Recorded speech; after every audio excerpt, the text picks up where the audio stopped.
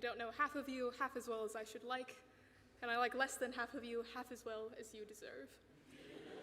That is to say, as I look out at some of the faces in this crowd, I see people I've known all my life, but who I certainly can't say that I've gotten to know all that well. That quote from a certain Bilbo Baggins illustrates that pretty well.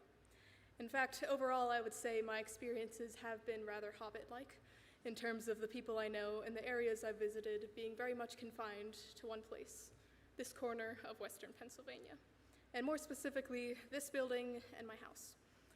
For those of you who don't know me very well, my name is Sarah Heiple, and I practically live in this building. I tend to be a very standoffish individual, and so as I look over in this audience and see people who I don't believe I've ever not known, people who I might say hello to in the hallways with a thinly veiled sense of obligation, or simply nod as I pass them, or even just watch as they get themselves into trouble. And I think I just might miss it. Looking over the past 18 years, it's a bit difficult to pinpoint the monumental events or people in my life, as I merely seem to just move to different wings of this building throughout my school career. That being said, things do seem to be coming to a sort of halt, like all the new chapters that barely seem to have any separation are finally coming to a close, and the book might have a full blank page before we see a part 2 in dramatic bold font. So in this intermission period, I suppose we can review part 1. In 6th grade, I remember learning about how all the graduating seniors have to give a graduation speech, and thinking about what a tortuous way that would be to end my high school career. From that point on, I started brainstorming over what I was going to say, coming up with ideas that I never kept track of. In recent years, I've been trying to solve the conundrum of what I might say by using 2 guiding questions. The first one was, what's the purpose of a graduation speech? But after pondering that question and thinking it's a bit too lofty for me to definitively answer, I moved on to the much simpler question, well, what does everyone else do?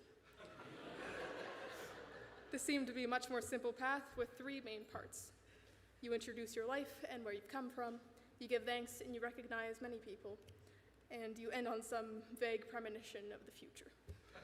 I believe I've done the first sufficiently enough, so I suppose there are some people I should recognize. Of course, the 2 seemingly necessary categories of every year are the teachers and the parents. I, too, would like to thank my teachers, all of them, from preschool to 12th grade, who've taught us in Christian principles from very early on, and to whom I owe much of my successes as a student. I would like to specifically name my piano teacher, Miss Katie. Earlier this year, you said that it would be difficult to imagine not teaching me, and in response, I can definitely say it's hard to imagine not being taught by you. Thank you for sticking with me as I had terrible organization of my piano books and continually gave overused excuses as to why I didn't practice that week. And of course, I would like to thank my parents.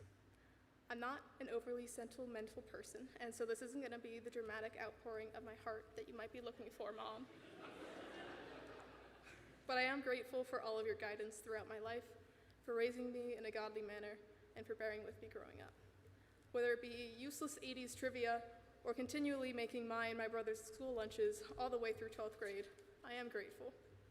I also have 3 brothers, none of whom deign to mention me in their speeches, and 2 of which aren't here, but who I suppose I might stoop to mention. As the youngest of 4, it's probably inevitable that I'm much more influenced by them than they are by me. I can genuinely say that, for better or worse, I do not know what kind of person I would be without their influence growing up, be that the various hobbies I learned from them or incidentally hitting people out of habit. Another group in people's speeches is their graduating class. Seeing the size of my graduating class, however, I can make that much more personal. Sonya, we've known each other for a very long time, during which we've grown and even seeked to swap personalities throughout the years. Believe it or not, Sonya used to be the quiet one, and I was the outgoing one. Currently, we are very different people, and we have dumb squabbles over little things. We have different interests, and we probably could both give a pretty lengthy list of the other's faults. But you're someone I trust, and I'm comfortable around.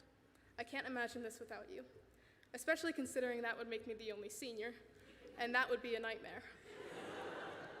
I wish you the best of luck as you pursue music education, and I hope you get to live in Europe for a while and complete whatever weird tasks you have on your ever-increasing bucket list. Congratulations on graduating. I know you'll thrive in college. The last thing that people tend to do in their speech is to give some advice and some glance into the future. While I can't really say that I have any grand imparting wisdom that will change your life to grace on the future generations, I can say that the big thing I try to follow throughout my life is the familiar passage, Colossians 3:23. Whatever you do, work at it with all your heart, as working for the Lord, not for men. That is to say, whatever you're facing, no matter how inconsequential it can seem, it's because God has placed you there and you have an opportunity to serve Him in it. Things in your lives are changing whether you feel like you're starting a new chapter or not. With every little new thing, we have an opportunity to better ourselves academically, spiritually, and otherwise. I hope you don't overlook minor improvements and don't do something with half the effort just because you can get away with it. If you're always doing your best is going to get better. And perhaps there's a part of me that wishes to stay in Pennsylvania, my comfortable hobbit corner of the world, and be a part of how the school environment changes and develops. But I have things to do. I regret to announce, this is the end. I'm going. I'm leaving now. Goodbye.